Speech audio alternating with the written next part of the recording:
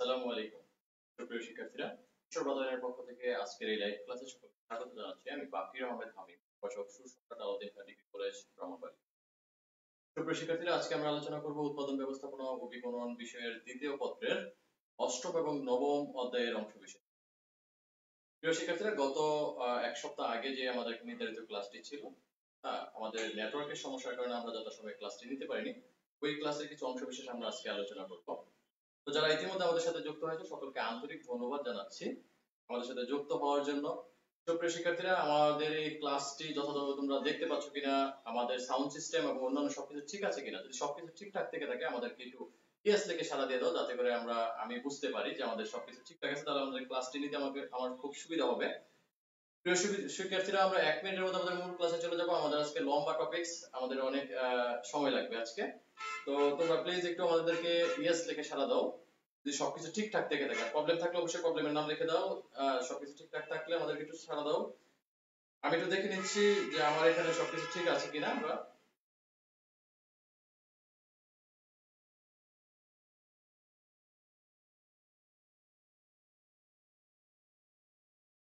সুপ্রিয় শিক্ষার্থীরা, যারা ইতিমধ্যে আমাদের সাথে যুক্ত হয়েছো সকলকে আন্তরিকভাবে ধন্যবাদ জানাচ্ছি আমাদের ক্লাস দেখার জন্য।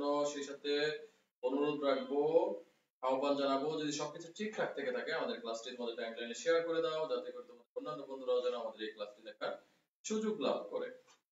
আমি আমার টাইমলাইনে শেয়ার করে দিচ্ছি। সুপ্রিয় শিক্ষার্থীরা,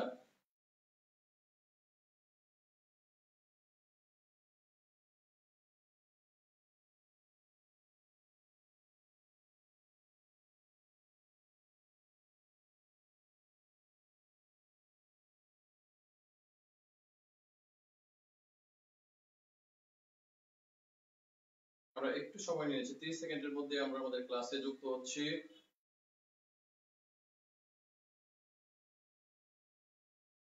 সাউন্ড কম, সাউন্ড ক্লিয়ার না।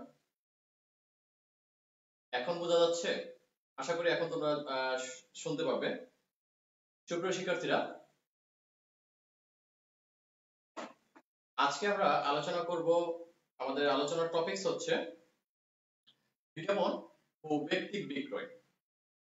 আমরা শুরুতেই বিজ্ঞাপন নিয়ে আলোচনা করব, তারপর আমরা ব্যক্তিক বিক্রয় নিয়ে আলোচনা করব। আমাদের মূল আলোচনা যাওয়ার পূর্বে একটু আমরা বলে রাখি, আমরা বিগত ক্লাসগুলোতে আমরা একটা টপিকস পড়েছিলাম, সেটি হচ্ছে বিপণন মিশ্রণ।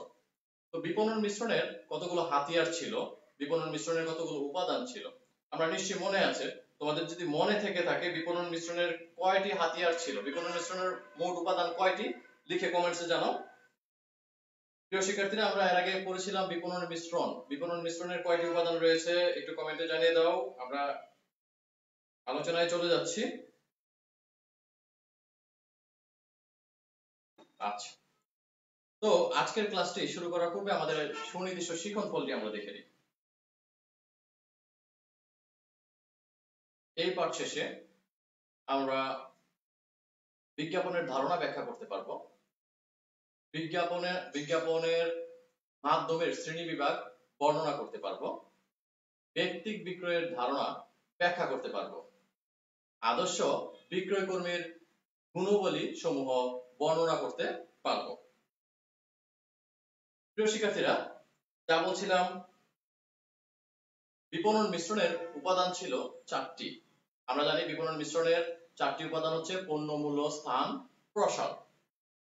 এই পণ্য, মূল্য, স্থান, প্রসার, প্রসারের আবার কতগুলো হাতিয়ার রয়েছে, প্রসারের আবার কতগুলো হাতিয়ার রয়েছে, যেমন বিজ্ঞাপন, ব্যক্তিক বিক্রয়, বিক্রয় প্রসার, জনসংযোগ, প্রচার ইত্যাদি। তো এই প্রসার যে কাজটা করা হয়, কোন পণ্যের প্রসারের ক্ষেত্রে যে হাতিয়ারগুলো ব্যবহার করা হয় তার মধ্যে অন্যতম হচ্ছে কি বিজ্ঞাপন, ব্যক্তিক বিক্রয়, বিক্রয় প্রসার, জনসংযোগ, প্রচার। আজকে আমরা এখন শুরুতে আমরা বিজ্ঞাপন নিয়ে আলোচনা করব। আমরা আমাদের স্ক্রিনে একটি বিজ্ঞাপনের চিত্র দেখতে পাচ্ছি।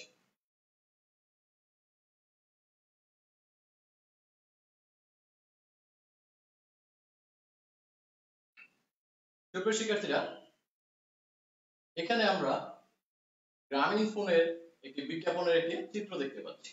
আমি গ্রামীণ ফোনকে এখানে প্রেজেন্ট করছি না, আমি তোমাদেরকে বোঝানোর জন্য একটি ছবি জাস্ট তুলে ধরে নিয়ে আসলাম।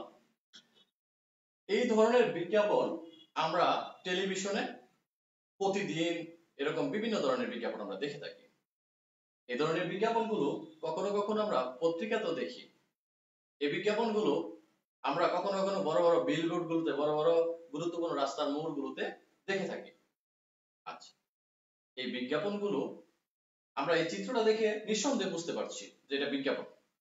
আচ্ছা, এখন আমরা যেহেতু আলোচনার বিষয় বিজ্ঞাপন কি, বিজ্ঞাপন সম্পর্কে জানবো, সেক্ষেত্রে আমাদের একটু বইয়ের ভাষায় বা ফর্মাল ভাষায় একটু সংজ্ঞাটা সাজাতে হবে। বিজ্ঞাপন আমরা সবাই কম বেশি বুঝি।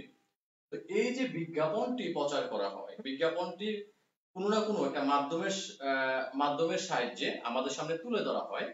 এই বিজ্ঞাপনটা কোনো একটা চিহ্নিত উদ্যোক্তার মাধ্যমে অর্থ প্রদত্ত উপায়ে, এই যে গ্রামীণ ফোন যে এই যে বিজ্ঞাপনটি তুলে ধরছে, এর জন্য তাদের একটা কি খরচ হয়ে থাকে, এটা অর্থ প্রদত্ত উপায়ে। তো চিহ্নিত উদ্যোক্তা কর্তৃক অর্থ প্রদত্ত উপায়ে কোনো পণ্য বা সেবা বা ধারণা,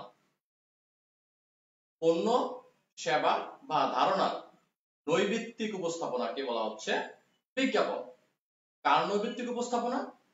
পণ্য হতে পারে, সেবাও হতে পারে, অথবা ধারণারও কি নৈবিত্তিক উপস্থাপনা হতে পারে, এবং সেটা অবশ্যই অর্থ প্রদত্ত উপায়ে হয়ে থাকবে একজন চিহ্নিত উদ্যোক্তার মাধ্যমে। আশা করি তোমরা বুঝতে পেরেছো। এই যে বিজ্ঞাপনের যে চিত্রটি আমরা দেখতে পাচ্ছি, এই বিজ্ঞাপনটি চিহ্নিত উদ্যোক্তা কর্তৃক অর্থ প্রদত্ত উপায়ে কি করা হচ্ছে, এটা সেবার ধারণা আমাদের সামনে নৈবিত্তিক উপায়ে তুলে ধরা হচ্ছে, নৈবিত্তিক উপস্থাপনা করা হচ্ছে। প্রিয় শিক্ষার্থীরা, আমরা এখন যে সংজ্ঞাটি দেখতে পাচ্ছি, বিজ্ঞাপন হলো এমন একটি নৈবিত্তিক উপায় যা পণ্য ও সেবা সম্পর্কে ক্রেতা বা ভোক্তাকে অবহিত করে, আকৃষ্ট করে, প্রতিষ্ঠান এবং পণ্য ও সেবা সামগ্রীর ভাবমূর্তি তুলে ধরে এবং ক্রয়ে উদ্বুদ্ধ করে। সুপ্রিয় শিক্ষার্থীরা, এই সংজ্ঞাটির মাধ্যমে যদি আমরা লক্ষ্য করি কতগুলো বৈশিষ্ট্য ফুটে আসছে, সেগুলো হচ্ছে কি, এটা বিজ্ঞাপন হচ্ছে একটি নৈবিত্তিক উপায়। এই উপায়টার সাহায্যে কি করা হয়, পণ্য সেবা বা ধারণা সম্পর্কে কি করা হয়, ক্রেতাদেরকে অবহিত করা হয়। ক্রেতা বা ভোক্তাদেরকে, কাদেরকে অবহিত করা হয়, ক্রেতা বা ভোক্তাদেরকে। মূলত বিজ্ঞাপনটা প্রদর্শন করা হয় কাদের জন্য, ক্রেতা এবং ভোক্তাকে তাদের পণ্য সেবা বা ধারণা সম্পর্কে কি অবহিত করার জন্য, আকৃষ্ট করার জন্য। হ্যাঁ, প্রতিষ্ঠান এবং পণ্য সামগ্রীর ভাবমূর্তি তুলে ধরার জন্য, যাতে করে ক্রেতারা কি হয়, ক্রয় করতে আগ্রহ প্রকাশ করে এবং পণ্যটা ক্রয় করে। প্রিয় শিক্ষার্থীরা, বিজ্ঞাপন সম্পর্কে যদি আরেকটু বিস্তারিত যদি বলতে চাই, সেক্ষেত্রে আমরা এই আগে যে সংজ্ঞাটি একটু আগে পড়েছি, এই সংজ্ঞাটি যদি আমরা একটু আলাদা আলাদা যদি আমরা তুলে ধরি, বিজ্ঞাপন হলো একটি নৈবিত্তিক উপায় যা পণ্য ও সেবা সম্পর্কে ক্রেতা বা ভোক্তাকে অবহিত করে থাকে। 2 নম্বর পয়েন্টে আমরা যেটি দেখতে পাচ্ছি, এটি একটি অর্থ প্রদত্ত কার্যক্রম। তোমরা খাতায় নোট করে নিতে পারো, বিজ্ঞাপন হচ্ছে একটি অর্থ প্রদত্ত কার্যক্রম। বিজ্ঞাপন প্রচার করলে কি হয়, খরচ হয়, অর্থ প্রদান করতে হয়। আমরা 3 নম্বর পয়েন্টে যদি পড়ি, ব্যাপক জনগণের উদ্দেশ্যে বিজ্ঞাপন প্রচার করা হয়। বিজ্ঞাপন এটা ব্যাপক জনসংখ্যা বা জনগণদের উদ্দেশ্যে প্রচার করা হয়। 4 নম্বর পয়েন্টটি যদি আমরা লক্ষ্য করি, নির্দিষ্ট উদ্যোক্তা কর্তৃক দৃশ্য আকারে, কথামালা বা লিখিত আকারে এটি প্রচার করা হয়ে থাকে। প্রিয় শিক্ষার্থীরা, বিজ্ঞাপন কথার মাধ্যমে হতে পারে, লিখিত আকারে হতে পারে, দৃশ্য আকারে হতে পারে। যেমন 4 নম্বর পয়েন্টের ক্ষেত্রে আমরা যদি আবারও পড়ি, নির্দিষ্ট উদ্যোক্তা কর্তৃক দৃশ্য আকারে, যেমন টেলিভিশনে একটা দৃশ্য প্রদর্শন করেও বিজ্ঞাপন প্রচার করা হতে পারে। কথামালা, রেডিওর মাধ্যমে শুধুমাত্র আমরা কি যদি বিজ্ঞাপন প্রচার করে কথাগুলো শুনতে পারি। লিখিত আকারে, পত্রিকাতে যখন বিজ্ঞাপন দেওয়া হয়, বিভিন্ন পণ্যের গুণাগুণ লিখিত আকারে থেকে থাকে। আচ্ছা, আমরা যে 5 নম্বর পয়েন্টটি রয়েছে, 5 নম্বর পয়েন্টের দিকে যদি লক্ষ্য করি, বিজ্ঞাপন একটি একমুখী যোগাযোগ ব্যবস্থা। নোট করে রাখতে পারো সুপ্রিয় শিক্ষার্থীরা, নৈবিত্তিক প্রশ্নের জন্য খুবই গুরুত্বপূর্ণ। বিজ্ঞাপন একটি একমুখী যোগাযোগ ব্যবস্থা। যখন বিজ্ঞাপনের আমাদের ক্রেতা বা ভোক্তাদেরকে কোনো পণ্য ক্রয়ের আহ্বান জানানো হয়, এই আহ্বানের যদি আমরা সাড়া দেই, বাসায় বসে হ্যাঁ আমি পণ্যটা ক্রয় করব, এই আহ্বানের সাড়াটা হয়তোবা প্রতিষ্ঠানের শুনতে পাবে না, শুধুমাত্র প্রতিষ্ঠান যে বিজ্ঞাপনটা প্রচার করছে তাদের বাণীটাই কি আমরা শুনতে পাই। এই যে বৈশিষ্ট্যগুলো আমরা লক্ষ্য করলাম এখানে কতগুলো 5টি পয়েন্ট, এই সবগুলোকে যদি আমরা একসাথে যদি গুছিয়ে সুন্দর একটি সংজ্ঞা যদি আমরা তৈরি করতে চাই, যেমন ধরো জ্ঞানমূলক প্রশ্নে আসতে পারে বিজ্ঞাপন কি, সেক্ষেত্রে একটা সুন্দর গুছানো সংজ্ঞা, অর্থ প্রদান করে গণমাধ্যমের মাধ্যমে চিহ্নিত উদ্যোক্তা কর্তৃক পণ্য, সেবা বা ধারণা নৈমিত্তিক উপস্থাপনাই হলো বিজ্ঞাপন। আমি আবারও বলছি, অর্থ প্রদান করে গণমাধ্যম সমূহের মাধ্যমে চিহ্নিত উদ্যোক্তা কর্তৃক পণ্য, সেবা বা ধারণার নৈমিত্তিক উপস্থাপনাই হলো বিজ্ঞাপন। সুপ্রিয় শিক্ষার্থীরা, আশা করি বিজ্ঞাপন সম্পর্কে সুন্দর একটি ধারণা লাভ করতে পেরেছো।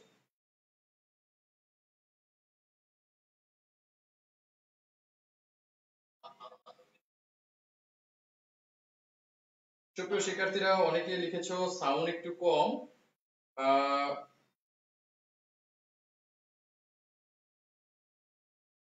সরি, আমার হয়তোবা কোনো যান্ত্রিক ত্রুটির কারণে হয়তোবা সাউন্ড একটু কম আসছে। প্রিয় শিক্ষার্থীরা, এভাবে হয়তোবা চালিয়ে যেতে হবে, বুঝতে পারছি না সাউন্ডটা কেন কম। তো একটু তোমরা 30 সেকেন্ড লাইনে থাকো, আমি দেখছি সাউন্ডের যে সমস্যাটি রয়েছে তার সমাধান করার চেষ্টা করছি।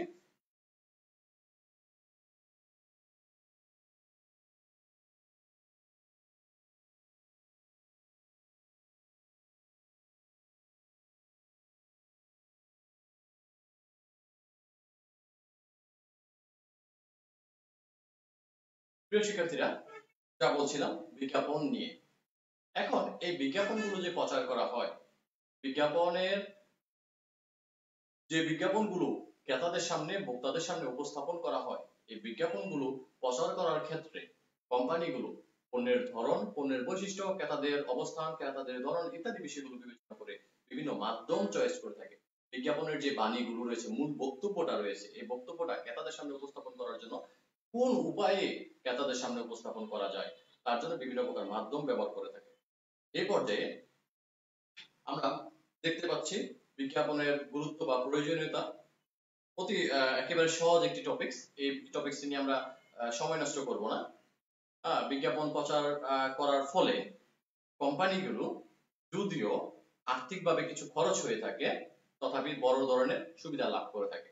যেমন বৃহৎ জনগোষ্ঠীকে তারা তাদের নিত্য নতুন পণ্যগুলো সম্পর্কে ধারণা দিয়ে ব্যাপক একটা চাহিদা তৈরি করে থাকে। চাহিদা সৃষ্টি হলে তাদের উৎপাদন বৃদ্ধি পায়। উৎপাদন যখন বৃহৎ পরিসরে হয় তখন একক প্রতি উৎপাদন ব্যয় কমে আসে। তারা একটা বড় বাজার দখল করতে পারে, প্রতিযোগিতায় টিকে থাকতে পারে, নানাবিধ সুবিধা রয়েছে। আর ব্যাপক হারে উৎপাদন হওয়ার ফলে তখন কি হয়, রাষ্ট্রের অর্থনৈতিকভাবেও কি রাষ্ট্র সমৃদ্ধ হয়। পাশাপাশি সামাজিক দৃষ্টিকোণ থেকে যদি চিন্তা করি, বিজ্ঞাপন থাকার কারণে আমরা নিত্য নতুন অনেক পণ্য সম্পর্কে ক্রেতারা, আমরা সাধারণ মানুষরা ধারণা লাভ করতে পারি। বিজ্ঞাপনের প্রচারের বিভিন্ন সেক্টরে কাজ করে মানুষের কর্মসংস্থানের সুযোগ সৃষ্টি হয়। আমরা নিত্য নতুন পণ্য ক্রয়ের সুযোগ সৃষ্টি করি, সুযোগ পেয়ে থাকি। আমরা বিজ্ঞাপনের মাধ্যমে বিভিন্ন ধরনের ধারণা লাভ করে আমাদের জীবনযাত্রার উন্নয়নেও কি বিজ্ঞাপন সহযোগিতা করে থাকে। প্রিয় শিক্ষার্থীরা, যা বলছিলাম বিজ্ঞাপনের মাধ্যম নিয়ে আলোচনা করব। বিজ্ঞাপনের মাধ্যম কি? বিজ্ঞাপনের বক্তব্য সম্ভাব্য ক্রেতাদের কাছে সুষ্ঠুভাবে তুলে ধরার জন্য যে পন্থা ব্যবহার করা হয় তাই হলো বিজ্ঞাপনের মাধ্যম। সুপ্রিয় শিক্ষার্থীরা, প্রত্যেকটা বিজ্ঞাপনের একটি মূল বক্তব্য থাকে, একটি আহ্বান থাকে, ক্রেতাদের কাছে একটি আবেদন থাকে। এই বক্তব্যটা, বিজ্ঞাপনের এই বক্তব্যটা সম্ভাব্য ক্রেতা, যারা পণ্যটা ক্রয় করার সম্ভাবনা রয়েছে, এরকম সম্ভাব্য ক্রেতাদের সামনে সুষ্ঠুভাবে তুলে ধরার জন্য বিভিন্ন প্রকার উপায় বা পন্থা ব্যবহার করে থাকে। যেমন ধরো, একটু আগে আমরা প্রথম যে ক্লাসের শুরুতে যে ছবিটি দেখেছিলাম গ্রামীণ ফোনের, সেই ছবিটিতে ছিল কি, আর গ্রামীণ ফোনের একটি প্যাকেজ সম্পর্কে আহ্বান, একটা বক্তব্য ছিল, একটা আহ্বান ছিল। এই আহ্বানটা ক্রেতাদের সামনে, অর্থাৎ কনজিউমারদের সামনে, ভোক্তাদের সামনে, গ্রামীণ ফোনের যারা ভোক্তা রয়েছে, কাস্টমার রয়েছে, কনজিউমার রয়েছে, তাদের সামনে তুলে ধরার জন্য যেই উপায় বা পন্থা ব্যবহার করা হবে, ওই উপায়টাই হচ্ছে কি বিজ্ঞাপনের মাধ্যম। যেমন গ্রামীণ ফোন তার বিজ্ঞাপন তুলে ধরার জন্য কখনো রেডিওর আশ্রয় নেয়, কখনো টেলিভিশনের আশ্রয় নেয়, কখনো আবার বিলবোর্ডের আশ্রয় নিয়ে থাকে। যখন যেই মাধ্যমটার আশ্রয় নেয় যে উপায়টার আশ্রয় নেয় ওই উপায়টা হচ্ছে কি বিজ্ঞাপনের মাধ্যম। আশা করি তোমরা বুঝতে পেরেছো। বিজ্ঞাপনের বিভিন্ন ধরনের মাধ্যম রয়েছে। বিজ্ঞাপনের বিভিন্ন ধরনের মাধ্যম রয়েছে। বিজ্ঞাপনের মাধ্যমগুলো যদি আমরা এক পলক যদি দেখি, বিজ্ঞাপন সংবাদপত্রের মাধ্যমে প্রচার করা যায়। সংবাদপত্র সম্পর্কে সকলের আমাদের ধারণা আছে। বিজ্ঞাপন বিভিন্ন প্রকার সাময়িকীর মাধ্যমে প্রচার করা যায়। বিভিন্ন যেমন মাসিক, সাপ্তাহিক, হ্যাঁ, বিভিন্ন ধরনের সাময়িকীর মাধ্যমে বিজ্ঞাপন প্রচার করা হয়ে থাকে। প্রচারপত্র, প্রচারপত্র হচ্ছে বিজ্ঞাপনের বিভিন্ন গুণাগুণ, বিভিন্ন তথ্য, হ্যাঁ, কাগজে ছাপিয়ে যখন বিভিন্ন ব্যক্তিদের কাছে পৌঁছে দেওয়া হয়, এই উপায়টা হচ্ছে কি প্রচারপত্র। রেডিও সম্পর্কে আমরা সবাই জানি, রেডিওতে প্রচুর বিজ্ঞাপন দেওয়া হয়। টেলিভিশন বিজ্ঞাপনের অন্যতম জনপ্রিয় একটি মাধ্যম, টেলিভিশনে বিজ্ঞাপন প্রচার করা হয়। 6 নম্বর যে পয়েন্ট রয়েছে সিনেমা স্লাইড। প্রিয় শিক্ষার্থীরা, আমরা যারা সিনেমা দেখার অভিজ্ঞতা রয়েছে, সিনেমার শুরুতে বা সিনেমার মাঝখানে কিংবা গুরুত্বপূর্ণ অংশে কখনো কখনো বিভিন্ন পণ্য বা সেবার বিভিন্ন চিত্র তুলে ধরা হয়। তখন এই উপায়টা হচ্ছে কি সিনেমা স্লাইড। এটাও একটা বিজ্ঞাপনের একটা বর্তমানে জনপ্রিয় একটি মাধ্যম। 7 নম্বর যে অপশনটি রয়েছে নিয়ন আলো। বর্তমানে শহর অঞ্চলে দেখা যায় বিভিন্ন জায়গায়, গুরুত্বপূর্ণ জায়গায় বা দোকানের সামনে লাইটিং এর মাধ্যমে, অর্থাৎ আলোক সজ্জার মাধ্যমে কিংবা বিভিন্ন প্রকার আলোক বাতির মাধ্যমে, হ্যাঁ, বিভিন্ন প্রকার তথ্য কিংবা পণ্যের ধারণা এগুলো তুলে ধরা হয়, যাকে বলা হচ্ছে নিয়ন আলো। প্রিয় শিক্ষার্থীরা, আরেকটু যদি নিয়ন আলো,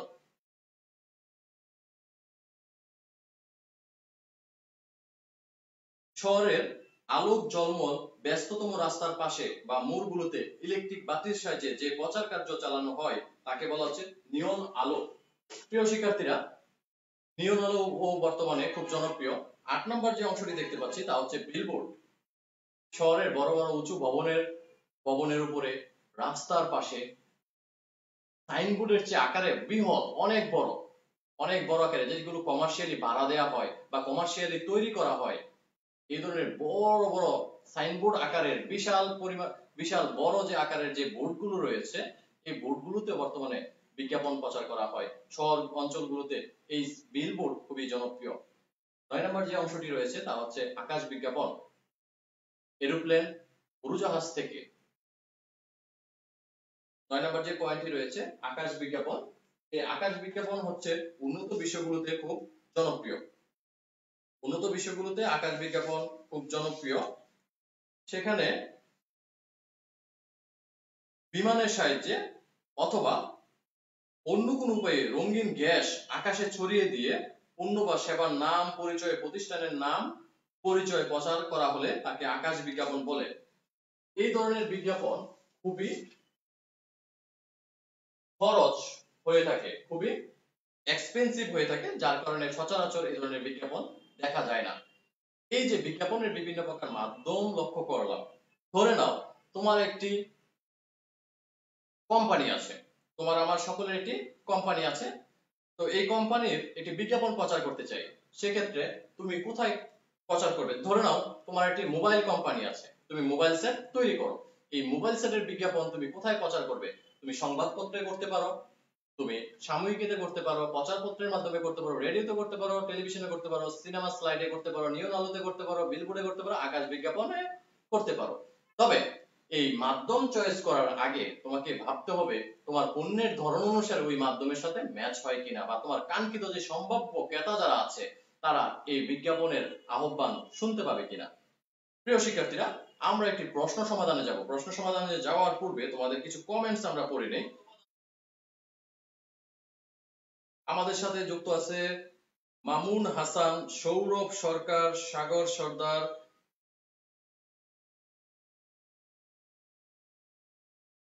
লিজা, নিলয়, আমাদের সাথে যুক্ত আছেন শাহেদ, শাহজান। প্রিয় শিক্ষার্থীরা, আমরা এখন একটি প্রশ্ন সমাধানে যাব।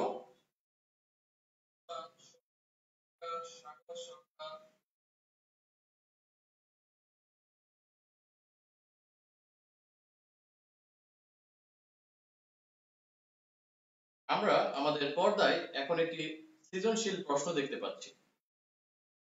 সুপ্রিয় শিক্ষার্থীরা, আমরা আমাদের পর্দায় এখন একটি সৃজনশীল প্রশ্ন দেখতে পাচ্ছি। সিলেট বোর্ড 2016 সালের একটি প্রশ্ন, প্রশ্ন নাম্বার 7। প্রশ্নটি হুবহু তুলে ধরলাম। প্রিয় শিক্ষার্থীরা, আমরা যদি প্রশ্নটি একটু পড়ি, ফেয়ার অ্যান্ড ফেয়ার লিমিটেড তাদের প্রসাধন সামগ্রী ব্যাপক প্রচারের জন্য বিভিন্ন রেডিও চ্যানেলকে প্রচুর অর্থ প্রদান করে, কিন্তু তারপরেও প্রতিষ্ঠানটি কাঙ্ক্ষিত বিক্রয়ের লক্ষ্যমাত্রা অর্জনে ব্যর্থ হয়। ফলে প্রতিষ্ঠানটি তার ভবিষ্যৎ ব্যবসায়িক সাফল্য নিয়ে চিন্তিত হয়ে পড়ে।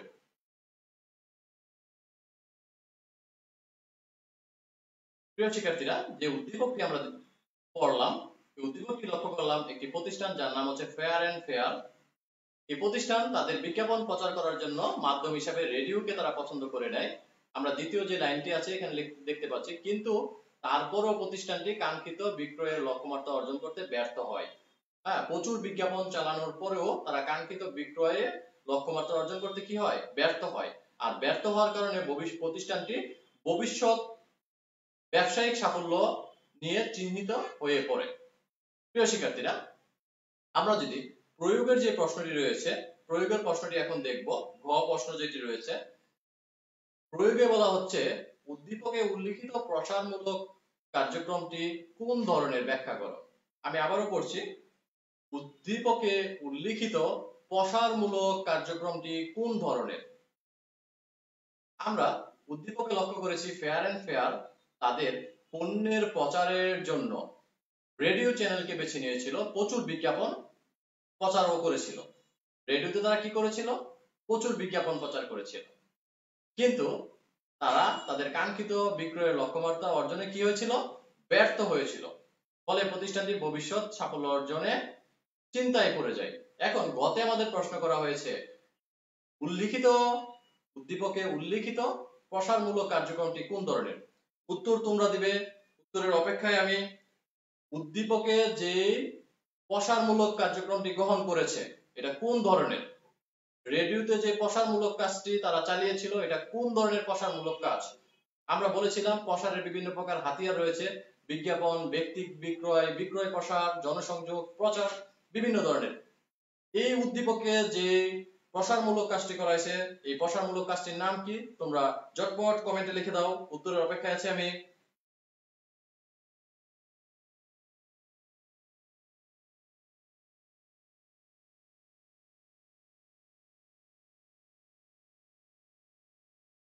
প্রিয় শিক্ষার্থীরা, সঠিক উত্তর আমরা পেয়ে গেছি। সৌরভ সরকার, অভিনন্দন। আরো অনেকের উত্তর আসবে। তো যদি রেডিও, টেলিভিশন বা অন্যান্য মাধ্যমে পণ্যের ধারণা বা সেবার ধারণা তুলে ধরা হয়, তাকে আমরা বলেছিলাম বিজ্ঞাপন। যেহেতু ফেয়ার অ্যান্ড ফেয়ার কোম্পানি রেডিওর মাধ্যমে তাদের পণ্যের ধারণা তুলে ধরেছিল, বলাই আছে। প্রথম লাইনটি যদি আমরা আবারও লক্ষ্য করি, আমি উদ্দীপকটি আবারও দেখাচ্ছি তোমাদের। ফেয়ার অ্যান্ড ফেয়ার লিমিটেড তাদের প্রসাধন সামগ্রী ব্যাপক প্রচারের জন্য বিভিন্ন রেডিও চ্যানেলকে প্রচুর অর্থ প্রদান করে, কিন্তু আচ্ছা, প্রচুর অর্থ প্রদান করে রেডিওকে। রেডিওতে কি করা হয়? বিজ্ঞাপন প্রচার করা হয়। তাহলে প্রসারের এই কার্যক্রমটিকে বলা হবে বিজ্ঞাপন। দীপকে উল্লিখিত প্রসারমূলক কার্যক্রমটি বিজ্ঞাপন। তো শিক্ষার্থীরা, আশা করি তোমরা বুঝতে পেরেছো। আচ্ছা, এখন একটি মজার প্রশ্নে যাব। সেটি হচ্ছে, এই প্রশ্নেরই অনেকেই সঠিক উত্তর দিয়েছো সুপ্রিয় শিক্ষার্থীরা। রিয়াদ, অনেকদিন পর রিয়াদ, ক্লাসে দেখা। শাহরিয়ার মিম, সরি, শাহরিয়ার মিম, বিক্রয় প্রসার নয়। বিক্রয় প্রসার হচ্ছে স্বল্পকালীন সময়ের জন্য বিক্রয় বৃদ্ধির জন্য যে কার্যক্রমটি গ্রহণ করা হয় তাই হচ্ছে বিক্রয় প্রসার। যেমন আমরা দেখি বৈশাখের আগে, ঈদের আগে কিংবা শীতের আগে বলা হয় ধুম ধামাকা অফার, 50% ছাড়, বলা হয় এত টাকার পণ্য ক্রয় করলে বিদেশ ভ্রমণের সুযোগ, বলা হয় এত টাকার পণ্য ক্রয় করলে কুপন দেয়া হবে। এই যে কুপন, ছাড়, বিদেশ ভ্রমণের সুযোগ, বিভিন্ন ধরনের অফার এগুলো প্রদান করা হয় কি সাময়িক সময়ের জন্য, স্বল্পকালীন সময়ের জন্য। একটা নির্দিষ্ট সময় পরে এই অফারগুলো বন্ধ করে দেওয়া হয়। এই অফারগুলো দেওয়া হয় স্বল্পকালীন সময়ের মধ্যে দ্রুত বিক্রয় বৃদ্ধি করার জন্য। আর এই কার্যক্রমটির নাম হচ্ছে বিক্রয় প্রসার, অর্থাৎ তাৎক্ষণিক স্বল্পকালীন সময়ের মধ্যে বিক্রয় বৃদ্ধি করার জন্য যে সকল কার্যক্রমগুলো গ্রহণ করা হয় ওই কার্যক্রমগুলো হচ্ছে কি বিক্রয় প্রসারের অন্তর্ভুক্ত। প্রিয় শিক্ষার্থীরা, যেহেতু রেডিও টেলিভিশনের মাধ্যমে, রেডিওর মাধ্যমে প্রচুর খরচ করেছে, রেডিওতে বিজ্ঞাপন দেওয়া হয়। ফেয়ার অ্যান্ড ফেয়ার লিমিটেডের যে কার্যক্রমটি উদ্দীপকে গ্রহণ করেছিল তা হচ্ছে কি বিজ্ঞাপন। আচ্ছা, এখন আমরা পরবর্তী যে আমাদের যে উচ্চতর দক্ষতামূলক যে প্রশ্নটি রয়েছে এই প্রশ্নটি আমরা একটু পড়ব। উন্মুক্ত বিজ্ঞাপন মাধ্যম নির্বাচন করতে না পারা, উপযুক্ত বিজ্ঞাপন মাধ্যম নির্বাচন করতে না পারাই ফেয়ার অ্যান্ড ফেয়ার লিমিটেড এর ব্যর্থতার মূল কারণ। তুমি কি একমত? যুক্তি দাও। সুপ্রিয় শিক্ষার্থীরা, আমাদের এই প্রশ্নটিতে বলা হয়েছে উপযুক্ত বিজ্ঞাপনের মাধ্যম ব্যবহার করতে না পারাই কি ফেয়ার অ্যান্ড ফেয়ার লিমিটেডের ব্যর্থতার মূল কারণ। আচ্ছা, যদি তুমি একমত হয়ে থাকো একমত বলতে পারো, যদি একমত না হও সেক্ষেত্রেও বলতে পারো, তবে যুক্তি দিতে হবে। তবে তুমি একমত হবে না দ্বিমত হবে খুব সহজে তুমি বুঝতে পারবে। আগে প্রশ্নটি আমাদেরকে বুঝতে হবে। প্রশ্নে বলা হচ্ছে উপযুক্ত বিজ্ঞাপনের মাধ্যম নির্বাচন করতে না পারাই ফেয়ার অ্যান্ড ফেয়ার লিমিটেডের ব্যর্থতার কারণ। আমরা উদ্দীপকে লক্ষ্য করতে পেরেছি যে তারা কি আর কাঙ্ক্ষিত লক্ষ্যমাত্রা অর্জনে ব্যর্থ হয়েছে। এই ব্যর্থতার কারণ কি? উপযুক্ত বিজ্ঞাপনের মাধ্যম নির্বাচন করতে না পারা। তুমি কি বলবে? হ্যাঁ বলবে নাকি না বলবে? তার আগে আমি একটা উদাহরণ দিয়ে নিচ্ছি। ধরো ফেয়ার অ্যান্ড ফেয়ার কোম্পানি এটা বিজ্ঞাপনের মাধ্যমে প্রদর্শন করতে চেষ্টা করলো। ধরো আমার মতো একজন কালো ব্যক্তিকে তারা চয়েস করলো। তো বলা হলো যে কি আর এরকম কালো চামড়ার যারা কালো চেহারার যারা আছে তাদেরকেও ফেয়ার অ্যান্ড ফেয়ার 5 সপ্তাহের মধ্যে সাদা করে দেয়। কথার কথা।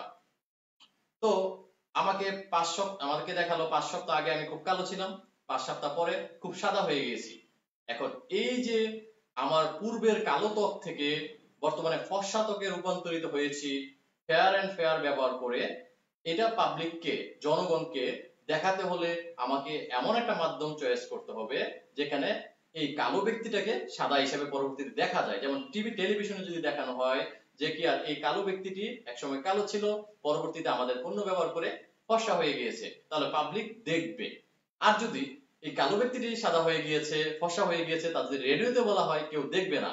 এই ফেয়ার অ্যান্ড ফেয়ার যে প্রসাধনীটি রয়েছে এইখানে এই পণ্যটি যদি রেডিওতে প্রচার না করে যদি টেলিভিশনে প্রচার করা হতো তাহলে সবাই দেখতো এবং বিজ্ঞাপনের মূল তথ্য বা বক্তব্যটা তারা অনুধাবন করতে পারতো। তাহলে আমরা নিশ্চয়ই বলতে পারি যে পণ্যের ধরন অনুসারে রেডিওর যে মাধ্যমটি তারা চয়েস করেছিল, এই প্রসাধনীর ক্ষেত্রে রেডিওর মাধ্যমটি চয়েস করা যথোপযুক্ত ছিল না, এবং এটাই কি তাদের ব্যর্থতার অন্যতম একটি কারণ হিসাবে গ্রহণযোগ্য। প্রিয় শিক্ষার্থীরা, আশা করি বুঝতে পেরেছো। আমরা সময় না বাড়ায়, আমাদের আরো অনেক টপিকস রয়েছে, আমরা অন্যান্য টপিকস গুলোতে যেতে হবে। তো বিজ্ঞাপনের যে মাধ্যম রয়েছে এই মাধ্যমগুলো নির্বাচন করার ক্ষেত্রে আমাদেরকে কতগুলো বিষয় অবশ্যই বিবেচনা করতে হবে, যাকে বলা হচ্ছে বিজ্ঞাপনের মাধ্যম নির্বাচনের বিবেচ্য বিষয়। প্রিয় শিক্ষার্থীরা, তুমি যদি একটি কোম্পানির মালিক হয়ে থাকো, একটু আগে বলেছিলাম তোমার একটি মোবাইল সেট প্রস্তুতকারী কোম্পানি রয়েছে, এই মোবাইল সেটটির বিজ্ঞাপন যদি তুমি দিতে চাও তুমি কোন মাধ্যম চয়েস করবে?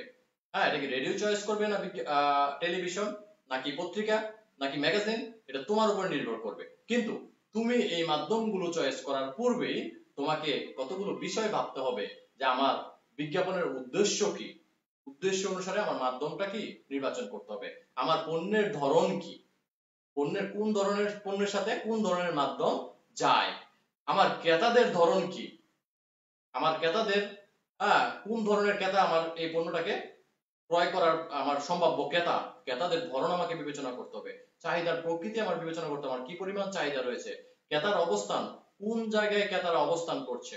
এখন আমি বিজ্ঞাপনের জন্য আমি পত্রিকাকে চয়েস করে নিলাম, এখন আমার ক্রেতার বেশিরভাগ অবস্থান একটা চরাঞ্চলে যেখানে পত্রিকা কেউ পড়েই না, তাহলে আমি কৃষি পণ্যের বিজ্ঞাপন দিব। আমি মাধ্যম হিসেবে কি আর চয়েস করলাম? পত্রিকা। কিন্তু কৃষকরা চরাঞ্চলে পত্রিকা একেবারেই পড়েই না, তাহলে ক্রেতার অবস্থান অনুসারেও কি করতে হবে, আমাকে মাধ্যমটা চয়েস করতে হবে। প্রতিযোগীরা কোন ধরনের মাধ্যম ব্যবহার করে, প্রতিযোগীদের অবস্থা আমাদেরকে বিবেচনায় রাখতে হবে। সর্বোপরি 8 নম্বর যে পয়েন্টটি আমরা লক্ষ্য করতে পারছি, এখানে বিজ্ঞাপনের ব্যয়। প্রত্যেকটা প্রতিষ্ঠানের বিজ্ঞাপনের মাধ্যম চয়েস করার আগে তার বিজ্ঞাপনের খরচ বহন করার মতন ক্ষমতা, বিজ্ঞাপনের যে কি পরিমাণ খরচ হবে, এই বিষয়গুলো তাদের মাথায় বিবেচনা করতে হবে। যেমন একটি উদাহরণ যদি দিই,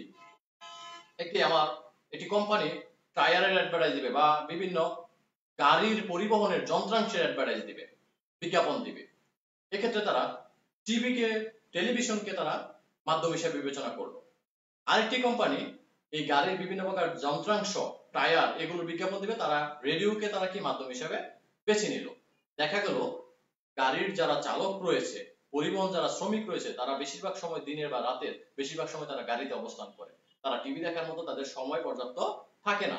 তারা পরিবহনে অবস্থান করে বেশিরভাগ সময় রেডিও শুনে থাকে। তাহলে দেখা যাবে যে কোম্পানিটি রেডিও মাধ্যম চয়েস করেছিল, এই পরিবহন সামগ্রী বিক্রয় করার আহ্বান জানিয়েছিল রেডিওর মাধ্যমে, তাদের এই আহ্বানটি অনেক সংখ্যক ক্রেতাদের কাছে পৌঁছে যায়। আর পরিবহন শ্রমিকরা যেহেতু টিভি দেখার তেমন একটি সুযোগ থাকে না, টেলিভিশন দেখার তাদের বেশি একটি সুযোগ থাকে না, সেক্ষেত্রে টেলিভিশনে যারা বিজ্ঞাপনটি দিয়েছে তাদের আহ্বানটি তুলনামূলক কম সংখ্যক ক্রেতার কাছে পৌঁছায়। সুতরাং আমরা যখন বিজ্ঞাপনের মাধ্যম নির্বাচন করব, তার আগে আমাদের পণ্যের ধরন বিবেচনা করতে হবে, আমাদের ক্রেতাদের ধরন বিবেচনা করতে হবে, ক্রেতাদের অবস্থান বিবেচনা করতে হবে, বিজ্ঞাপনের ব্যয় বিবেচনা করতে হবে, সর্বোপরি বিজ্ঞাপনের উদ্দেশ্য বিবেচনা করতে হবে। ইত্যাদি বিষয়গুলো গবেষণা করে বিশ্লেষণ করে যখন একটি মাধ্যম নির্বাচন করা হবে, ওই মাধ্যমটি হবে যথোপযুক্ত এবং বিজ্ঞাপনের উদ্দেশ্য কি হবে, সফল হবে। সুপ্রিয় শিক্ষার্থীরা, এখন আমরা যা দেখতে পাচ্ছি, কতগুলো ব্যক্তিকে একসাথে বসে থাকতে দেখতে পাচ্ছি। আমাদের আলোচনার বিষয় এখন হচ্ছে ব্যক্তিক বিক্রয়। যখন বিক্রয় কর্মী অর্থাৎ বিক্রেতা, যখন বিক্রেতা, একটা পণ্যের বিক্রেতা সরাসরি ক্রেতার সাথে কি করে, যোগাযোগ করে, সরাসরি ক্রেতার সাথে আলোচনা করে তার পণ্য ক্রয়ের আহ্বান জানায়, তার পণ্যের বিভিন্ন গুণাগুণ সম্পর্কে ক্রেতার সামনে তুলে ধরে ক্রেতাকে ক্রয়ে আকৃষ্ট করে এবং ওই ক্রেতাকে তার স্থায়ী ক্রেতায় পরিণত করার প্রচেষ্টা চালায় এবং বিক্রয় নিশ্চিত করে, এই প্রক্রিয়াটার নামই হচ্ছে কি আর ব্যক্তিক বিক্রয়।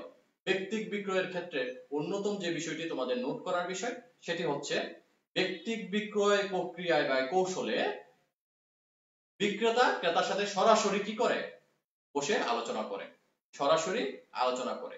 এই সরাসরি আলোচনার মাধ্যমে ক্রেতাকে তার পণ্য ক্রয়ের প্রথমত আহ্বান জানান, পণ্য সম্পর্কে তাদের বিভিন্ন তথ্য তুলে ধরেন, ক্রয়ে তারা আকৃষ্ট করার মাধ্যমে পণ্য বিক্রয় করে স্থায়ী ক্রেতায় পরিণত করার চেষ্টা করে থাকেন। প্রিয় শিক্ষার্থীরা, যে বিশেষ কৌশল বা প্রক্রিয়ায় বিক্রেতা ক্রেতাকে সরাসরি পণ্য বা সেবা ক্রয়ে পরিচিত করে প্রকৃত ক্রেতায় পরিণত করে, তাকে বলে ব্যক্তিক বিক্রয়।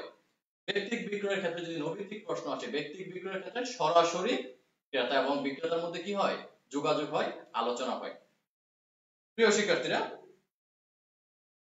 আমরা যদি ব্যক্তিক বিক্রয়ের সাথে সংশ্লিষ্ট অন্যান্য বিষয়গুলো নিয়ে আলোচনা করতে যাই, খুব সহজেই আমাদের একটি বিষয় সামনে চলে আসবে, তা হচ্ছে বিক্রয়িকতা কি। বিক্রয়িকতা হলো যান্ত্রিকতা বর্জিত এমন বিক্রয় কৌশল বা প্রচেষ্টা যার দ্বারা বিক্রয় কর্মী পরিচিত করে সম্ভাব্য ক্রেতাকে স্থায়ী ক্রেতায় পরিণত করে। এক্ষেত্রে বিক্রয় কর্মীর জ্ঞান, ধারণা বা কৌশল, বুদ্ধিমত্তা ইত্যাদি বিষয়কে কাজে লাগিয়ে বিক্রয় কর্মী ক্রেতা কি করে, আকৃষ্ট করার চেষ্টা করে থাকে। এখানে এই বিক্রয়িকতার মধ্যে বিক্রয় কর্মীর বা বিক্রেতার গুণাবলীগুলোর বা জ্ঞান ধারণার এই বিষয়গুলো চলে আসে এবং এই প্রক্রিয়াটার মাধ্যমে, এই কৌশলটার মাধ্যমে তারা কি করে, আমরা যদি আবারও পড়ি, বিক্রয়িকতা হলো যান্ত্রিকতা বর্জিত এমন বিক্রয় কৌশল বা প্রচেষ্টা যার দ্বারা বিক্রয় কর্মী পরিচিত করে সম্ভাব্য ক্রেতাকে স্থায়ী ক্রেতায় পরিণত করে। প্রিয় শিক্ষার্থীরা, আমি একটু পানি খেয়ে নিচ্ছি, 10 সেকেন্ড তোমরা অপেক্ষা করবে নিশ্চয়ই ধৈর্য সহকারে।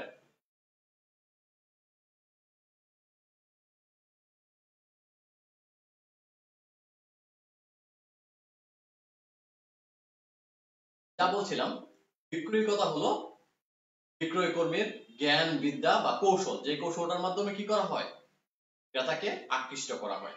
আচ্ছা, যদি ক্রেতাকে আকৃষ্ট করতে চায় একজন বিক্রয় কর্মী, তার জ্ঞান, বিদ্যা, কৌশল হতে হবে কি আর সাধারণ মানুষের তুলনায় ব্যতিক্রম। আচ্ছা, এখন সাধারণ মানুষের তুলনায় যদি ব্যতিক্রম হতে হয়, একজন বিক্রয় কর্মীর মধ্যে অনেক ধরনের গুণাবলী থাকতে হবে। এই গুণাবলীগুলো নিয়ে আমরা এখন একটু আলোচনা করব।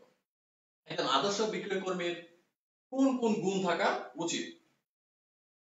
একজন আদর্শ বিক্রয় কর্মীর শারীরিক গুণাবলী, মানসিক গুণাবলী, নৈতিক গুণাবলী এবং অন্যান্য গুণাবলী থাকা প্রয়োজন। প্রিয় শিক্ষার্থীরা, একজন আদর্শ বিক্রয় কর্মীর যে সকল গুণাবলীগুলো থাকা প্রয়োজন আমরা তা দেখতে পাচ্ছি। আচ্ছা, শারীরিক গুণাবলী বলতে কি কি বোঝানো হচ্ছে? একজন বিক্রয় কর্মী দেখতে খুব সুদর্শন হবে, একজন বিক্রয় কর্মী সুস্বাস্থ্যের অধিকারী হবে, একজন বিক্রয় কর্মী খুব সুন্দর চাহনি থাকবে, একজন বিক্রয় কর্মীর স্পষ্ট কথা বলার দক্ষতা থাকবে, একজন বিক্রয় কর্মীর খুব দ্রুত শ্রবণ শক্তি থাকতে হবে। আচ্ছা, এই যে শ্রবণ শক্তি, হ্যাঁ, মানুষের কথা শোনার দক্ষতা, সুন্দর করে কথা বলার দক্ষতা, তারপর সুন্দর চাহনি, সুদর্শন চেহারা, সুস্বাস্থ্য, এই সবগুলো কি শারীরিক গুণাবলীর অন্তর্ভুক্ত। একজন বিক্রয় কর্মীকে এই শারীরিক গুণাবলীগুলো থাকতে হবে। আরো বিভিন্ন ধরনের শারীরিক গুণাবলী আছে, তোমাদের বইয়ে আরো ডিটেইলস আছে। আমরা ক্লাসের প্রায় শেষ মুহূর্তে চলে আসছি, যার কারণে খুব সংক্ষিপ্তভাবে আলোচনা করছি। আচ্ছা, মানসিক গুণাবলী বলতে কি বোঝানো হচ্ছে? প্রিয় শিক্ষার্থীরা, মানসিক গুণাবলী বলতে বোঝানো হচ্ছে একজন বিক্রয় কর্মীর তার কাজের প্রতি আগ্রহশীলতা, একজন বিক্রয় কর্মীর আত্মবিশ্বাস, একজন বিক্রয় কর্মীর আন্তরিকতা, একজন বিক্রয় কর্মীর তীক্ষ্ণ বুদ্ধিমত্তা, একজন বিক্রয় কর্মীর অসীম ধৈর্য, এই বিষয়গুলোই হচ্ছে একজন বিক্রয় কর্মীর মানসিক গুণাবলী। অর্থাৎ আত্মবিশ্বাস, এই যে ধৈর্য, তীক্ষ্ণ বুদ্ধিমত্তা, এগুলো শরীরে কারো থাকে না, এগুলো থাকে কি মানসিক ভাবে। তাহলে আমরা বুঝলাম মানসিক গুণাবলীগুলো কোনগুলো। একজন বিক্রয় কর্মী, সফল বিক্রয় কর্মীর এই মানসিক গুণাবলীগুলো থাকতে হবে, বুদ্ধিমত্তার অধিকারী হতে হবে, ধৈর্যশীল হতে হবে, আত্মবিশ্বাসী হতে হবে। আচ্ছা, এরপর যে বিক্রয় কর্মীদের যে নৈতিক গুণগুলো থাকতে হয় সেগুলো নিয়ে বলছি। সততা ও বিশ্বস্ততা থাকতে হবে। একজন বিক্রয় কর্মীকে মার্জিত ব্যবহারের অধিকারী হতে হবে। একজন বিপণনকারীকে আকর্ষণীয় ব্যক্তিত্বের অধিকারী হতে হবে। প্রিয় শিক্ষার্থীরা, যে নৈতিক গুণাবলীগুলো বলছি, সততা থাকতে হবে, বিশ্বস্ততার গুণ থাকতে হবে, হ্যাঁ, তারপর কি আরো এরকম নৈতিক যতগুলো গুণাবলী একজন মানুষের থাকা দরকার, যেগুলো ক্রেতাদেরকে আকৃষ্ট করবে, ক্রেতারা তার প্রতি বিশ্বাস স্থাপন করতে পারবে, এরকম নৈতিক গুণগুলো একজন বিক্রয় কর্মীর থাকতে হবে। আমরা পরবর্তী যে অন্যান্য যে গুণাবলীগুলো দেখতে পাচ্ছি, অন্যান্য গুণাবলী বলতে প্রাতিষ্ঠানিক জ্ঞান, তার লেখাপড়ার যে প্রাতিষ্ঠানিক জ্ঞান, যে প্রতিষ্ঠানে কাজ করে সেই প্রতিষ্ঠান সম্পর্কে ধারণা, যে পণ্য নিয়ে সে কাজ করছে পণ্য সম্পর্কে ধারণা, বাজারজাতকরণ সম্পর্কে ধারণা, ইত্যাদি বিষয়গুলো হচ্ছে তার অন্যান্য গুণাবলী। যে সেক্টরে তিনি কাজ করছেন, বিপণন বা বাজারজাতকরণ সম্পর্কে তার জ্ঞান ধারণা থাকতে হবে। যে প্রতিষ্ঠানে কাজ করছেন এই প্রতিষ্ঠান সম্পর্কে তার বিভিন্ন তথ্য জানা থাকতে হবে। তিনি তার প্রাতিষ্ঠানিক একাডেমিক সার্টিফিকেট যাকে বলি আমরা, প্রাতিষ্ঠানিক বিভিন্ন যোগ্যতা তার থাকতে হবে। এগুলো হচ্ছে তার অন্যান্য গুণাবলী। একজন সফল বিক্রয় কর্মী বা আদর্শ বিক্রয় কর্মীর যদি শারীরিক গুণাবলীগুলো যথেষ্ট থাকে, মানসিক গুণাবলীগুলো থাকে, নৈতিক গুণাবলীগুলো থাকে এবং অন্যান্য গুণাবলী থাকে, তাহলে সে তার পেশায় সফল হতে পারবে। প্রিয় শিক্ষার্থীরা, আমরা খুব তাড়াতাড়ি আমাদের ক্লাসটি শেষ করব। প্রায় 40 মিনিট আমাদের সময় হয়ে গিয়েছে, আমরা খুব তাড়াতাড়ি শেষ করব। সুপ্রিয় শিক্ষার্থীরা, এখন আমরা যে বিক্রয় কর্মীর গুণাবলী নিয়ে এতক্ষণ আলোচনা করলাম, এই গুণাবলীগুলো কি কাজে লাগতে পারে আমাদের, আমরা মোটামুটি একেবারে সহজ একটি টপিকস নিয়ে আমরা আলোচনা করেছি। এই সহজ টপিকসটি থেকে আমরা বিগত বছরের একটি বোর্ড কোড প্রশ্ন আমরা এখন সমাধান করার চেষ্টা করব। আমরা আমাদের পর্দায় একটি বোর্ড প্রশ্ন দেখতে পাচ্ছি, 2016 সালের সিলেট বোর্ডের 8 নম্বর প্রশ্ন এটি। আমরা যদি একটু ঝটপট উদ্দীপকটি যদি আমরা পড়ে নেই, প্রিয় শিক্ষার্থীরা ঝটপট উদ্দীপকটি পড়ে নাও।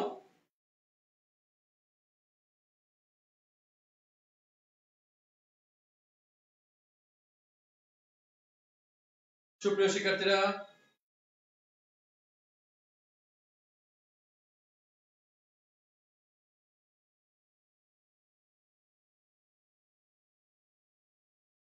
আমরা যে উদ্দীপকটি দেখতে পাচ্ছি, এ নামক একটি বড় বিভাগীয় বিপণিতে সাব্বির ও লামিয়া দুইজনই বিক্রয় কর্মী হিসেবে কাজ করে। দুইজনের মধ্যে সাব্বির পরিশ্রমী, আত্মবিশ্বাসী, তীক্ষ্ণ বুদ্ধিসম্পন্ন এবং সাথে সাথে প্রখর স্মৃতিশক্তি তার রয়েছে। অন্যদিকে লামিয়া মিষ্টভাষী, সুশ্রী ও অমলিন হাসির অধিকারী। কর্তৃপক্ষ মনে করে দুই জনের দুই ধরনের গুণাবলী থাকলেও প্রতিষ্ঠানে বিক্রয় বিধিতে দুইজনের গুরুত্ব সমান। আমরা যদি প্রয়োগের যে প্রশ্নটি রয়েছে পড়ি, ঘ উদ্দীপকের আলোকে সাব্বিরের গুণাবলীগুলো বিক্রয়কর্তার কোন প্রকার গুণের অধিকারী? কোন প্রকার গুণাবলীর অধিকারী? প্রিয় শিক্ষার্থীরা, উদ্দীপকে আমরা দেখেছি সাব্বির এবং লামিয়া দুইজন বিক্রয় কর্মী রয়েছে। সাব্বির খুব পরিশ্রমী, আত্মবিশ্বাসী এবং বুদ্ধিমান এবং প্রখর স্মৃতিশক্তির অধিকারী। এই যে আত্মবিশ্বাসী, বুদ্ধিমান, স্মৃতিশক্তির অধিকারী, এটা কোন ধরনের গুণাবলী? শারীরিক, মানসিক, নৈতিক নাকি অন্যান্য? নিশ্চয়ই আমাদের আলোচনা থেকে তোমরা বুঝতে পেরেছো এটা কোন ধরনের গুণাবলী সাব্বিরের। কমেন্টে একটু লিখে দাও, যারা আমাদের সাথে যুক্ত আছো কমেন্টে লিখে দাও। বুদ্ধিমত্তা, আত্মবিশ্বাসী এবং স্মৃতিশক্তি, এই যে সাব্বিরের এই গুণাবলীগুলো, এগুলো সাব্বিরের কোন ধরনের গুণাবলীর অন্তর্ভুক্ত একজন বিক্রয় কর্মী হিসাবে? প্রিয় শিক্ষার্থীরা,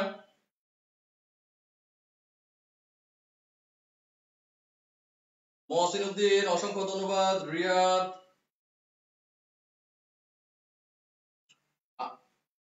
কমেন্ট পড়ার সুযোগ হচ্ছে না, আমরা 5 মিনিটের মধ্যে ক্লাসটি শেষ করে দেবো, যেহেতু নির্ধারিত সময় শেষ হয়ে গেছে। আমরা শেষ পর্যায়ে তোমাদের কমেন্টগুলো একটু পড়বো। প্রিয় শিক্ষার্থীরা, আমাদের প্রয়োগের যে প্রশ্নটি রয়েছে, প্রয়োগের প্রশ্নে বলা হচ্ছে, আমি আবারও প্রশ্নটি দেখাচ্ছি। প্রয়োগের প্রশ্নে বলা হচ্ছে সাব্বির এর গুণাবলীগুলো বিক্রয়কর্তার কোন গুণের অধিকারী? বিক্রয়কর্তার যে গুণাবলীগুলো রয়েছিল সেই গুণাবলীগুলো হচ্ছে কি? শারীরিক গুণাবলী, মানসিক গুণাবলী, নৈতিক গুণাবলী এবং অন্যান্য গুণাবলী। এই যে বুদ্ধিমত্তা, প্রখর স্মৃতিশক্তি, আত্মবিশ্বাসী, এগুলো হচ্ছে কি মানসিক গুণাবলীর অন্তর্ভুক্ত। তাহলে আমরা প্রয়োগের প্রশ্নের আমরা এক কথায় আমরা প্রথম লিখব, উদ্দীপকের আলোকে সাব্বিরের গুণাবলীগুলো মানসিক গুণাবলীর অন্তর্ভুক্ত। নিম্নে ব্যাখ্যা করা হলো। আশা করি সুপ্রিয় শিক্ষার্থীরা তোমরা বুঝতে পেরেছো। এবার আমরা উচ্চতার দক্ষতামূলক প্রশ্নটি যদি আমরা লক্ষ্য করি, উচ্চতার দক্ষতামূলক প্রশ্নটিতে বলা হচ্ছে লামিয়া যে ধরনের গুণাবলীর অধিকারী তা সাব্বিরের গুণাবলী হতে আলাদা হলেও বিক্রয়কর্তার ক্ষেত্রে তাদের গুরুত্ব সমান। ডাবল এ কর্তৃপক্ষের এরূপ মনে করার কারণ ব্যাখ্যা করো। প্রিয় শিক্ষার্থীরা, আমরা আগের প্রশ্নে বলেছিলাম সাব্বিরের গুণাবলীগুলো হচ্ছে কি মানসিক গুণাবলী, আর লামিয়ার গুণাবলীগুলো যদি আমরা লক্ষ্য করি তাহলে লামিয়ার গুণাবলীগুলো হচ্ছে কি সে সুশ্রী, অমলিন হাসির অধিকারী এবং মিষ্টভাষী। এই সবগুলো গুণাবলী হচ্ছে কি শারীরিক গুণাবলী। লামিয়া মিষ্টভাষী, দেখতে সুশ্রী এবং তার হাসি হচ্ছে কি অমলিন। এই সবগুলো গুণ হচ্ছে বিক্রয় কর্মী হিসেবে তার কি শারীরিক গুণাবলী। তাহলে আমরা উচ্চতার দক্ষতামূলক প্রশ্নটির মধ্যে লিখব, বিক্রয় উদ্দীপকের আলোকে বলা যায় সাব্বিরের গুণাবলীগুলো হচ্ছে শারীরিক গুণাবলীর অন্তর্ভুক্ত এবং লামিয়ার গুণাবলীগুলো হচ্ছে, সরি আমি আবার নতুন করে বলছি, উদ্দীপকের আলোকে সাব্বিরের গুণাবলীগুলো হচ্ছে মানসিক গুণাবলীর অন্তর্ভুক্ত এবং লামিয়ার গুণাবলীগুলো হচ্ছে কি শারীরিক গুণাবলীর অন্তর্ভুক্ত। হ্যাঁ, তো একজন বিক্রয় কর্মী ক্রেতাদেরকে আকৃষ্ট করতে হলে প্রচন্ড রকম তাকে আত্মবিশ্বাসী হতে হবে, পরিশ্রমী হতে হবে, তীক্ষ্ণ বুদ্ধিসম্পন্ন হতে হবে এবং প্রখর স্মৃতিশক্তির অধিকারী হতে হবে, যা একজন বিক্রয় কর্মী রয়েছে। আবার কাস্টমারদেরকে আকর্ষণ করার জন্য, কাস্টমারদেরকে পরিচিত করার জন্য, পণ্য ক্রয়ে আগ্রহ সৃষ্টি করার জন্য তার অমলিন হাসির অধিকারী হতে হবে, তাকে সুশ্রী হতে হবে, মিষ্টভাষী হতে হবে। হ্যাঁ, তো এই যে দুইজনের, হ্যাঁ, সাব্বিরের যে মানসিক গুণাবলী এবং লামিয়ার যে শারীরিক গুণাবলী, উভয়ই ক্রেতাদেরকে পণ্য ক্রয়ের আগ্রহ সৃষ্টিতে, আকৃষ্ট করার ক্ষেত্রে বা ক্রেতাকে স্থায়ী ক্রেতায় পরিণত করার ক্ষেত্রে উভয় গুণাবলী কি গুরুত্বপূর্ণ, যার কারণে দুইজন বিক্রয় কর্মী এই অর্থাৎ ডাবল এ কোম্পানির কাছে গুরুত্বপূর্ণ। তুমি তোমার ভাষায় কি করবা, মতামত তুলে ধরবে, ব্যাখ্যা করবে। প্রিয় শিক্ষার্থীরা, আশা করি তোমরা বুঝতে পেরেছো। এখন একটি প্রশ্ন তোমাদের কাছে বলতে চাই, সেটা হচ্ছে যদি বলা হয় যে বিক্রয় কর্মীর যে গুণাবলীগুলো থাকে এই গুণগুলো কোন একটি গুণের নাম দিয়ে তোমাকে একটি প্রশ্ন করা হলো যে বিক্রয়কর্মীর এই গুণটি তার জন্মগত না শিক্ষালব্ধ। প্রিয় শিক্ষার্থীরা, তোমাকে যদি কোনো একটি গুণের নাম দিয়ে যদি একটি প্রশ্ন করা হয় এই গুণটি জন্মগত না শিক্ষালব্ধ। প্রিয় শিক্ষার্থীরা, আমাদের শারীরিক যে গুণাবলীগুলো আছে, শারীরিক গুণাবলী শিক্ষালব্ধ নাকি জন্মলব্ধ? হ্যাঁ, আমরা জানি আমাদের যে সুদর্শন চেহারা, আমাদের সুস্বাস্থ্য, আমাদের চাহনি, হ্যাঁ, আমাদের কথা বলার ভঙ্গি, আমাদের শ্রবণ শক্তি, এই সবগুলোই কি আমাদের কি প্রাকৃতিক ভাবে জন্মগত ভাবে আমরা লাভ করে থাকি। আবার কতগুলো বিষয় আছে যেমন সততা, আদর্শ, ন্যায় নীতি, নৈতিকতা, প্রাতিষ্ঠানিক শিক্ষা, পণ্য সম্পর্কে ধারণা, এগুলো আমরা কি করে থাকি আশেপাশের পরিবেশ থেকে, হ্যাঁ, আশেপাশের কর্মক্ষেত্র থেকে আমরা কি করি অর্জন করে থাকি, যা হচ্ছে কি শিক্ষালব্ধ। এখন একজন বিক্রয়কর্মীর যে গুণাবলীগুলো রয়েছে সকল গুণাবলীগুলোই শিক্ষালব্ধ নয়, সকল গুণাবলীগুলোই আবার কি জন্মগতভাবে পাওয়া নয়। আশা করি তোমরা বুঝতে পেরেছো। এই প্রশ্নটি খুবই ইম্পর্টেন্ট যে বিক্রয়কর্মীর একটি সুনির্দিষ্ট একটি গুণাবলী দিয়ে তোমাকে প্রশ্ন করবে এই গুণাবলীটি জন্মগত নাকি শিক্ষালব্ধ। তাহলে তুমি নিশ্চয়ই বুঝতে পারছো যে কিছু গুণাবলী আছে যেগুলো একজন বিক্রয়কর্মী জন্মগতভাবে পেয়ে থাকে, কিছু গুণাবলী তিনি কি করে থাকেন শিক্ষালব্ধভাবে, হ্যাঁ, বিভিন্ন পারিপার্শ্বিক অবস্থা বা প্রতিষ্ঠান থেকে কি করে থাকেন তিনি অর্জন করে থাকেন। আচ্ছা, যদি আজকের ক্লাসের প্রায় শেষ মুহূর্তে চলে আসছে, আমরা 2 মিনিটের মধ্যে ক্লাসটি শেষ করব। যদি আমরা আজকের ক্লাসের একবার শুরুতে আমরা পড়েছিলাম বিজ্ঞাপন নিয়ে। বিজ্ঞাপনে আমরা বারবার বলেছি অর্থ প্রদত্ত উপায়ে, অর্থ প্রদত্ত উপায়ে কি করা হয় নৈতিক উপস্থাপনা করা হয় পণ্য সেবা বা ধারণা। এই যে অর্থ প্রদত্ত উপায়ে যে প্রচার করা হয় পণ্যর ধারণাগুলো, তাহলে প্রচুর খরচ হয়ে যায়। এক শ্রেণীর ব্যবসায়ী থাকতে পারে, ব্যক্তি থাকতে পারে, হ্যাঁ, আলোচক থাকতে পারে, তারা বলতে পারে যে কি বিজ্ঞাপন অপচয়, এই টাকাগুলো অপচয় করা হয়। হ্যাঁ, তো আবার ভিন্ন দৃষ্টিতে চিন্তা করলে বলা যায় যে কি বিজ্ঞাপন প্রচারের মাধ্যমে কি করা হয়, হ্যাঁ, অপচয় বলা হচ্ছে। আবার এক শ্রেণীর মানুষ বলছে যে বিজ্ঞাপনের ব্যাপক সফলতা রয়েছে। তোমাকে যদি বলা হয় বিজ্ঞাপন কিভাবে অপচয়, হ্যাঁ, বিজ্ঞাপনের ক্ষেত্রে প্রচুর ব্যয় হয়ে থাকে। এই ব্যয়ের কারণে উৎপাদন ব্যয় অর্থাৎ পণ্যের যে মূল্য, একক প্রতি যে মূল্য, এই মূল্য বৃদ্ধি পায়। আর বৃদ্ধি পেলে হ্যাঁ ভোক্তা বা ক্রেতা যারা আছে তাদের খরচ বেড়ে যায়। অনেক সময় বিজ্ঞাপনের মাধ্যমে বিভিন্ন প্রকার কি এটা সংখ্যায় খুব কম সংখ্যক কোম্পানি আছে যে বিজ্ঞাপনের মধ্যে বিভিন্ন প্রকার বিভ্রান্তিকর তথ্য, ভুল তথ্য প্রদান করে, যার মাধ্যমে ক্রেতারা কি হয় প্রতারিত হয়ে থাকে। এই দৃষ্টি থেকে কখনো কখনো বলা হয় যে কি বিজ্ঞাপন কি তাহলে অপচয়? আচ্ছা, অপচয় কিনা এই সিদ্ধান্তে যাওয়ার পূর্বে আরেকটু ভিন্ন একটি তথ্য তুলে ধরি। এই বিজ্ঞাপন থাকার কারণে কম্পিটিশনের মার্কেটে অর্থাৎ প্রতিযোগিতামূলক বাজারে একটা নতুন কোম্পানি এসে তার পণ্য যে উৎপাদন করেছে এই ধারণাটা কি করে ক্রেতাদের সামনে তুলে ধরতে পারে। তুলে ধরার পরে আমরা এই যে নতুন একটি পণ্য বাজারে আসছে, হয়তোবা বিজ্ঞাপন না থাকলে আমরা বাসায় বসে জানতাম না, আমরাও কি করতে পারি নতুন পণ্যটা সম্পর্কে আমরা জানতে পারি। জানার কারণে আমরা নিত্য নতুন পণ্য বুক করার সুযোগ হয়ে থাকে আমাদের। আর কোম্পানি প্রতিযোগিতা বাজারে তার কি একটা স্থান দখল করে নেয়। এভাবে তার যখন বিজ্ঞাপন ব্যাপকভাবে ভোক্তাদের মাঝে সারা জায়গায়, তখন পণ্যের চাহিদা তৈরি হয়, চাহিদা বৃদ্ধি হলে তার উৎপাদন প্রক্রিয়া কি উৎপাদনের পরিমাণ বৃদ্ধি পায়, আর উৎপাদনের পরিমাণ বৃদ্ধি পেলে দেশের বিভিন্ন প্রকার কাঁচামাল এবং সম্পদের কি সঠিক ব্যবহার নিশ্চিত হয়। হ্যাঁ, সর্বোপরি প্রতিষ্ঠান যেভাবে লাভবান হচ্ছে আমরা ভোক্তারাও বিভিন্ন প্রকার ভাবে লাভবান হচ্ছি। পাশাপাশি এই বিজ্ঞাপন প্রক্রিয়ার মাধ্যমে বিজ্ঞাপন প্রচার করার ক্ষেত্রে বিভিন্ন স্তরে কি করা হয় বিভিন্ন কর্মী বাহিনী নিয়োগ করার মাধ্যমে কাজটি সম্পাদন করা হয়, যার কারণে মানুষের কি কর্মসংস্থানের সুযোগ সৃষ্টি হয়। সর্বোপরি বলা হয় বিজ্ঞাপনের প্রচারের ক্ষেত্রে কিছু নেতিবাচক ধারণা থাকলেও ইতিবাচক ধারণার পরিমাণ বেশি। সুতরাং বিজ্ঞাপন অপচয় নয়, বরং বিজ্ঞাপন একটি প্রতিষ্ঠানকে যেভাবে সফলতা এনে দেয়, পাশাপাশি ক্রেতাদেরকেও বিভিন্ন প্রকার কি করে বিভিন্ন তথ্য সরবরাহের মাধ্যমে ক্রেতাদেরকে বিভিন্ন ভাবে সহযোগিতা করে থাকে। এই একটি প্রশ্ন তোমাদের জন্য খুব ইম্পর্টেন্ট, বিজ্ঞাপন অপচয় নাকি অপচয় নয়।